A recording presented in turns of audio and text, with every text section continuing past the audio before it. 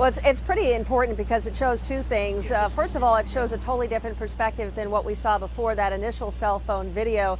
You can really get a sense of seeing the legs and the way that he was transported and a different point along the journey here when they put those leg irons on. The other thing that it shows is that if you believe the timeline that the police gave, this is several minutes since he had actually been put into the police van. This is after he asked for an inhaler. This is after the police, the driver of that van, said that he was behaving in a way that was irate. And so they pulled over, they made this stop and put those leg irons on him. So I would think that a lot of people would be curious to see, is he in any worse shape than he was initially when you see that other cell phone video that was taken just several minutes prior?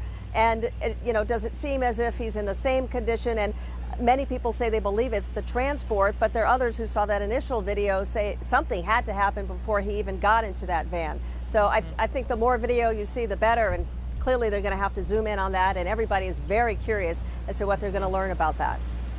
Suzanne Malveaux, thank you so much. In Baltimore, police officials there say the officers who've been suspended are all consistent with one detail. No use of force was used on this 25-year-old man. No. No, absolutely not. None of the officers describe any use of force.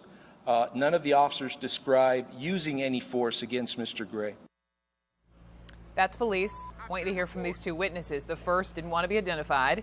He shot this video of Gray's arrest. The other heard the initial encounter Gray had with police. Had Freddie Gray bent up into what I would like to call a pretzel type of move, where they had the heels of his feet to his back, and then he was still in handcuffs, and then they had the knee like in the back of his neck. I heard the young man screaming, "Get off my neck, get off my neck, you're hurting my neck." When we slow this video down, we've spotlighted it here just to try to get a better picture. These officers getting up from around Gray. It appears that Gray's leg does seem to be released from being bent backward.